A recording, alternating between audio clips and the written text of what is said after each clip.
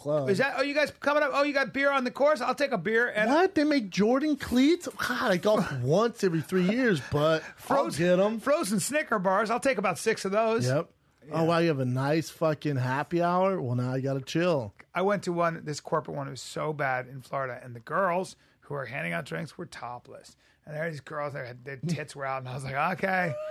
I was like, well, hi. That's not very professional. I was like, hi. The cart girls are usually always hot. And they're always out there, hi. And it was a thing. I guess it was sponsored by Playboy or some bullshit. I was like, how are you? Tits out? Yeah, can we get you a drink? I was like, all right, you're embarrassed. I'm embarrassed. What bad life decision did you make where you're on hole 7 with your tits out, handing me a bag of Cheetos and an Arnold Palmer? And I'm with these fat corporate guys who were like, fucking hot, man. Like, what I'd do to get some of that. They were like, God, at least you guys aren't hot, huh? as in the temperature. Then there's always the fat guy who's just has no filter.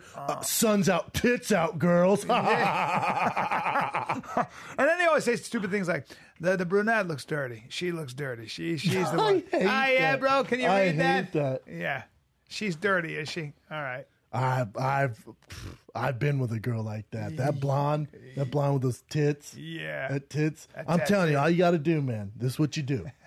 Is this what I do? Advice. Sir, you are 300 pounds. Sir, with 7 kids. Break out your pocketbook. Yeah. Unless she's a professional, you're not touching her. The only reason she's talking to you because she's trying to slang this fucking Baby Ruth to your fat ass. That's right. That's the only reason. Eat this Snicker bar and shut up, and I'll smile at you. I'm going to smile, and I'm going to have the worst swing on the course. Then I'm going to get balls deep with her on the back 9.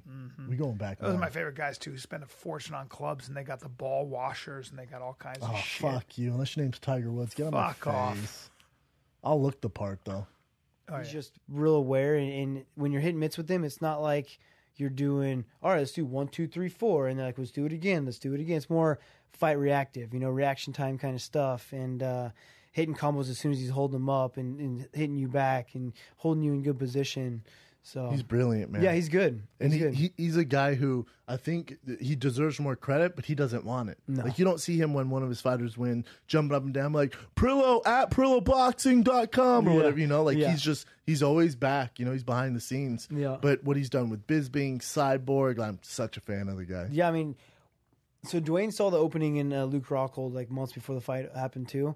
And talking to Perillo and also seeing the fight go down, I was seeing Perillo like showing like, that was the left hook. I was telling you that was the left hook because Rocco kept dropping his right hand every time he threw a cross. Every time he threw his own cross, he would drop his right hand completely. And, Perillo was good at seeing those things. Because Rocco was posting videos of sparring, of hitting mitts, all up to his fight, a bunch of them, and like you're able to see exactly what he does, bad idea. His tendencies, like all his bad habits he has. And they were able to game plan for that. And so to have a coach that's able to see that, like Dwayne's seen it and so did Perillo. So I can see they're both kind of really into that, like OCD, pick apart your opponent, see the openings. They saw the opening and they took advantage of it, And with doing all this out here, how's Dwayne feel about it? He's supportive, man. He wants me to do it.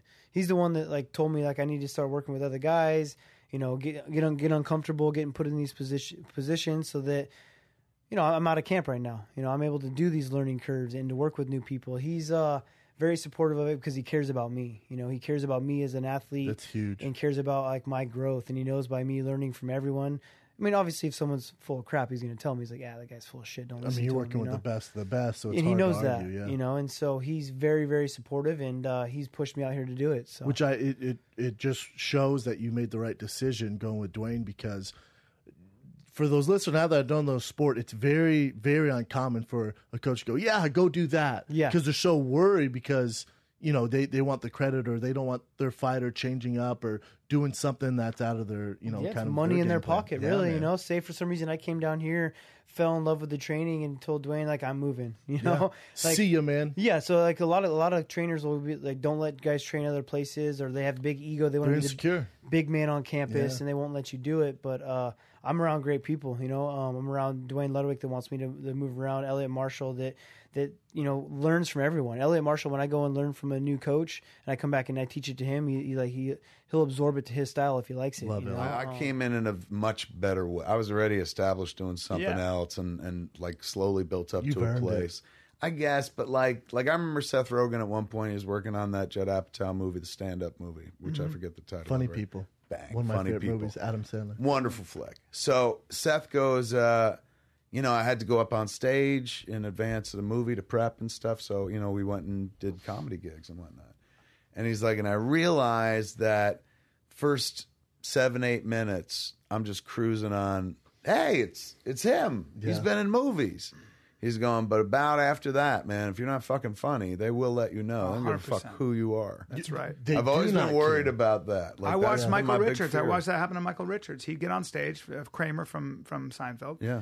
And he would get on stage, and people were like, yay! But Michael Richards wasn't a comic. Michael Richards had been doing stand-up. Michael Richards, wonderful actor, but not a comic. He also didn't work on it, right? But he wasn't writing. Not really, from what I could tell. And he would get up there, and he decided, I'm going to try to do stand-up and, and take my performance, very good performer, but it just would get quiet in 5 minutes. And I mean quiet and bad to the point where I just couldn't watch. And in fact, the night that he had that incident, the Laugh Factory, the famous I had closed the earlier show. Right? No, the Laugh Factory. Rogan. The next guy on Rogan was at the Improv. You were at the early Laugh Factory. The next guy on stage after me, I believe, was Michael.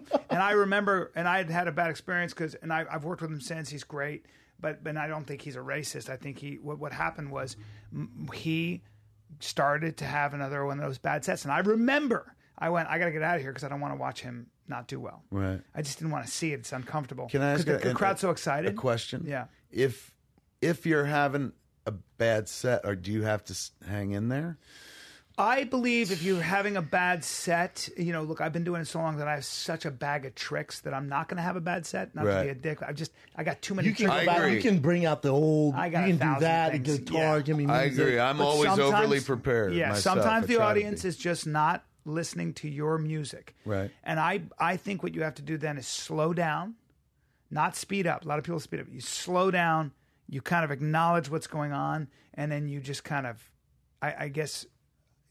You button it kind of? Yeah. You just kind of like have to go, hey guys, this is how it goes. If I have to slow down and do my jokes, I've done that when I did a joke and they didn't laugh because I was starting to lose them. They were just in this mood. And I did the joke again, but I did it deliberately. Right. You guys didn't get this. Hold on, let me try it again. And I got them back. So there are ways for me. I mean, I have my thing, but he didn't have that toolkit wasn't available. That. So what happened was there was a black guy who started to heckle him, who was up there, and he panicked. He decided to start dropping N-bombs, which of course you never do under any circumstances, because it's not, forget all the racist stuff, it's also just mean.